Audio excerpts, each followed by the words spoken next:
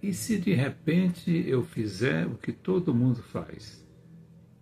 Eu estou dizendo se de repente eu começar a fazer apenas o que as outras pessoas fazem, sem me questionar, sem me investigar, sem me proporcionar uma medida mais justa da razão e da lógica,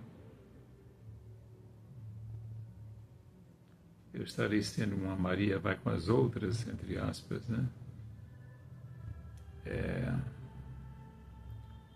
Olha, eu penso que nós precisamos estar sempre, a todo instante, todos os dias, fazendo um questionamento a nós mesmos sobre as nossas decisões. Nós podemos acompanhar outras pessoas, seguir outras pessoas, como se fala hoje em dia. Podemos ler livros, podemos ver vídeos, podemos, mas nós temos que ter um certo crivo da razão para que a gente não fique posteriormente à mercê de uma resposta simplesmente de que eu estava fazendo o que todo mundo estava fazendo.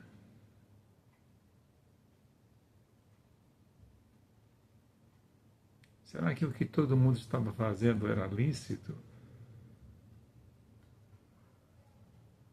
Será que o que todos estavam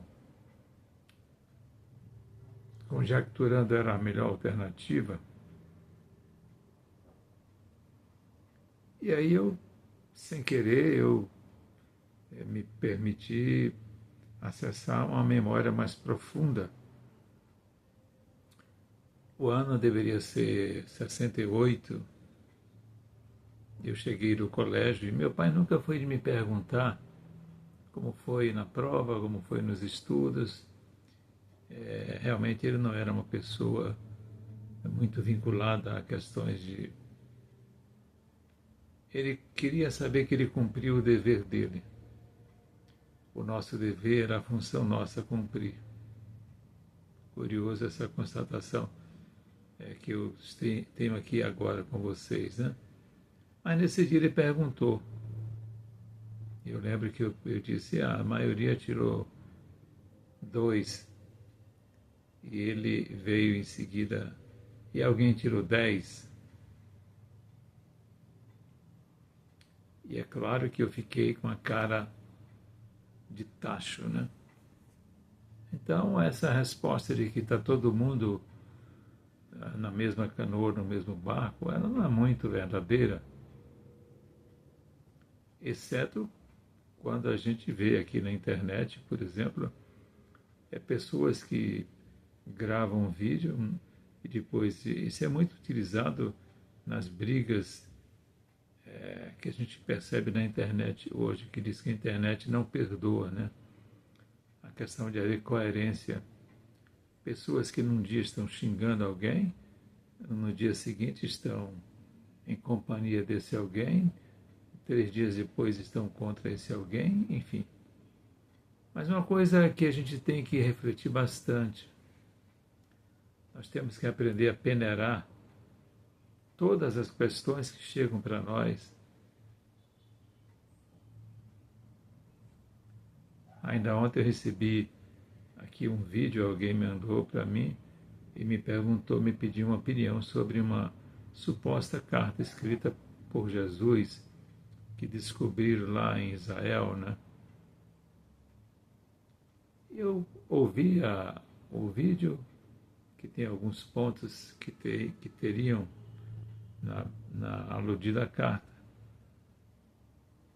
E respondi à pessoa a seguinte coisa: o conteúdo da carta parece-me que é muito empático com o conteúdo que tem no Evangelho.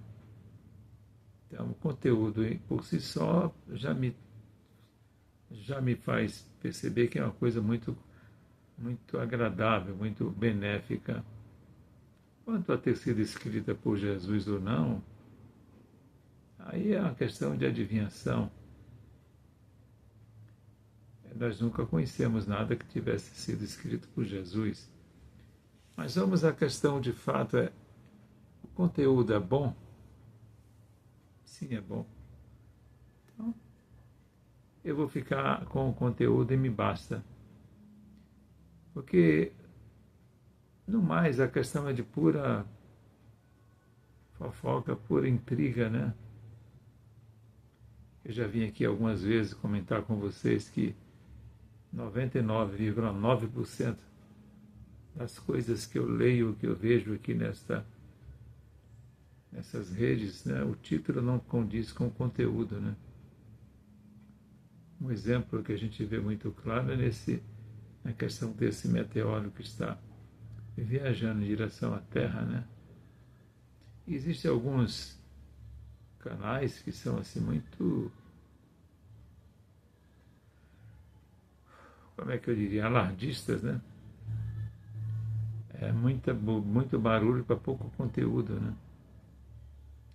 Então nós temos que ter assim muita responsabilidade de saber quem é que nós estamos realmente acompanhando, seguindo, né? Isso sempre foi assim, Vandilson. Sempre. Desde que o mundo é mundo, sempre convivemos com esse tipo de artimanhas, né? O assunto que eu não conheço, eu não arrisco minhas fichas. Eu fico sempre... que eu conheço, entenda-me, né? Que eu tenho um certo domínio, né? Ter crise para não ferir os outros, né? A minha preocupação muito grande é não ferir a quem quer que seja, e muito menos a meus princípios. Namastê, namastê. O Deus que habita em mim cumprimenta o Deus que habita em você. Jesus esteja em tua maneira de viver tua vida. Muita paz, muita paz.